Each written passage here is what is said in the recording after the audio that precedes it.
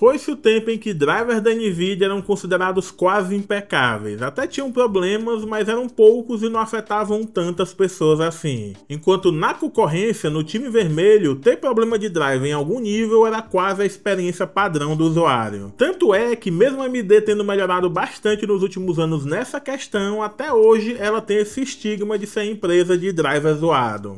Porém, essa boa fama da Nvidia ela tem caído por terra durante 2025, principalmente depois do lançamento da série RTX 50. Isso porque começaram a sair drivers que estão dando problema de desconexão de vídeo, a famosa tela preta, também está travando e reiniciando computadores. Enfim, 2025 inteiro foram de relatos desses tipos de problema. Não é algo que afeta todo mundo, eu mesmo não tive esse problema, vai depender muito da combinação de hardware, mas nunca se viu em fóruns, nas comunidades da Steam, no Reddit, tanta gente reclamando de driver da Nvidia. E no meio de tanto problema de driver, ressurgiram dos cantos obscuros da internet a velha discussão. Será que a Nvidia também não está capando o desempenho dos jogos em placas mais antigas através dos novos drivers? E é essa hipótese que a gente vai testar hoje. Mas antes, uma palavrinha do nosso patrocinador. Chave do Windows no precinho e sem dor de cabeça é na gvgmol.com. Se você usar o nosso novo cupom AG25, que dá 25% de desconto em todo o site da GVGmol, o Windows 11 Pro está saindo por R$ 137,00, o Windows 11 Home por R$ 121,00 e tem também o Windows 10 LTSC por R$ 66,00. A instalação é simples e descomplicada. Depois do pagamento, você vai receber o código do produto na página de pedidos, você insere esse código no sistema operacional compatível e imediatamente o seu Windows será ativado. Os links da GVGmol estão na descrição do vídeo.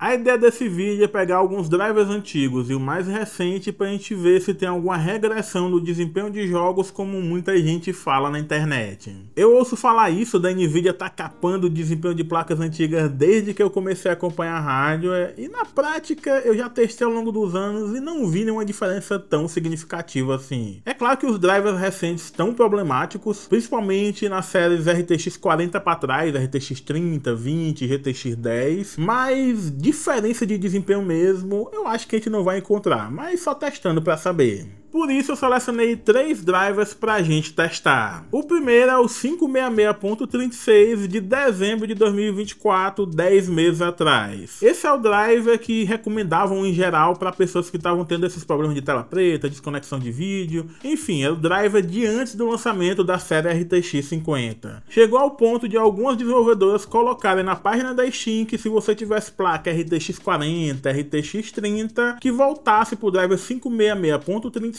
para evitar stuttering e frame drop. O outro driver que a gente vai testar é o 576.52, que é ali do ápice das reclamações e também o ápice da instabilidade nos drivers da Nvidia. Além de ser um driver de meio do caminho, porque o último driver vai ser também o driver mais recente, o 581.42, que é um driver de setembro de 2025. Esse é o driver mais recente no momento de gravação desse vídeo. Mas como vai ser o teste em si? A gente vai testar num benchmark sintético do 3D Mark, vai comparar o resultado dos 3 drivers e também vai testar em 4 jogos diferentes. Não são jogos desse ano, porque não faria sentido, o driver mais novo teria vantagem, sei lá, se o jogo saiu em agosto, o driver de setembro de 2025 vai ter otimizações que os drivers mais antigos não vão ter.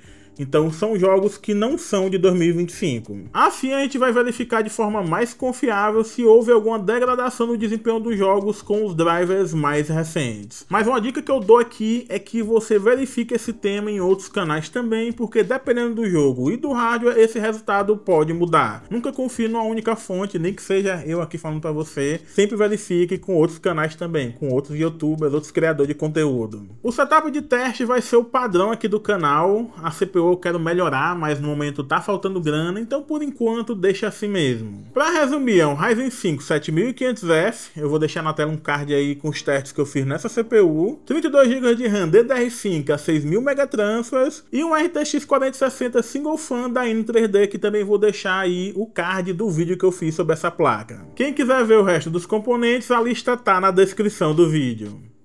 Vamos começar com o Speedway, benchmark do 3D Mark que usa DirectX 12, Ray Tracing e outras tecnologias. Nesse teste é medida a quantidade de quadros em várias cenas e a partir disso é gerada uma pontuação. Teste sintético desse tipo é bom para a gente ver o potencial teórico, abstrato, vamos dizer assim, do equipamento. O driver 566.36 fez 2.671 pontos. O driver 576.52 fez 2.663 pontos e o driver 581.42, o mais recente, fez 2.715 pontos. Teve uma diferença aí vantajosa para o driver mais recente, mas nada muito relevante, está dentro da margem de erro. Partindo para Alan Wake 2 em Full HD, preset médio e DLSS qualidade. O driver 566.36 fez a média de 77 FPS e 61 FPS no 1% low. O driver 576.52 fez a média de 77 FPS também e também 1% low de 61 FPS. Foi exatamente igual ao driver anterior. E não mudou muito no driver mais recente, o 581.42, que fez a média de 76 FPS e 1% low 61 FPS.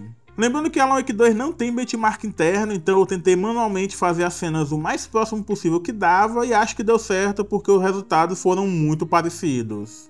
Em Cyberpunk 2077, aqui usando o benchmark interno do jogo, em 1080p no Ultra, só que ativando o DLSS em qualidade, em vez de usar o FSR qualidade, que é o padrão desse preset, no driver 566.36, a média de FPS foi 101.44, enquanto o mínimo foi 85.41 FPS. No driver 576.52, a média foi 100.30 FPS e o mínimo 84.41 FPS. E por fim, no driver 581.42, a média foi 101.45 FPS e o mínimo 84.26 FPS. Note que o benchmark interno do jogo não dá 1% low, então nesse caso, para substituir, eu usei o FPS mínimo que é dado no final do teste. Fortnite no épico em Full HD com DLSS qualidade e Ray Tracing por hardware ativado, o driver 566.36 fez a média de 65 FPS e 36 FPS no 1% low. O driver 576.52 fez a média de 66 FPS e 1% low 42 FPS.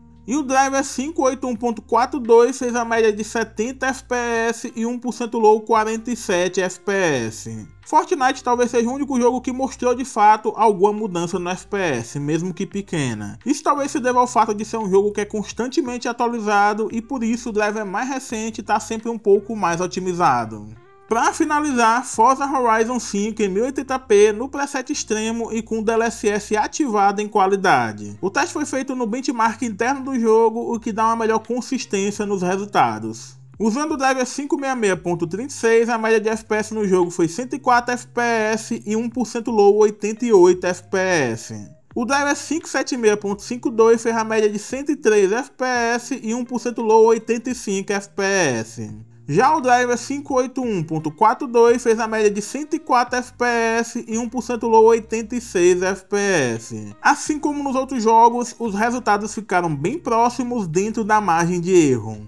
Como eu suspeitava, a gente não teve uma mudança significativa no desempenho de um driver de dezembro de 2024 para um de setembro de 2025. Lembrando que esse vídeo aqui não é sobre os problemas de tela preta, de desconexão de vídeo, não é o problema de PC reiniciar por causa de driver. Eu queria testar era a questão do desempenho mesmo dos jogos. E não teve, né? Não teve nenhuma mudança, inclusive talvez esse driver mais recente ele seja mais estável nesses problemas que a gente está discutindo e vai ter otimizações para os jogos mais recentes que saíram. Como dito anteriormente neste vídeo, eu acho que você deve verificar outros canais para ver se o resultado dá diferente do meu, porque pode ser que na 3060 seja um outro resultado, pode ser que numa 2080 seja diferente, porque são placas de vídeo diferentes, então pode reagir a esses drivers de forma diferente. Mas nos meus resultados, tanto faz o driver que você está usando em termos de desempenho se você estiver jogando um jogo de 2 anos para trás. É isso, valeu quem acompanhou o vídeo até aqui, não esquece de dar like, se puder comenta para ajudar no engajamento e um agradecimento especial para os membros do clube do canal aqui no YouTube. Se você tiver condição financeira, assine também, que além de aparecer no final do vídeo e ajudar o canal, você também vai ter acesso ao nosso Discord exclusivo para membros. É isso galera, falou, até o próximo vídeo.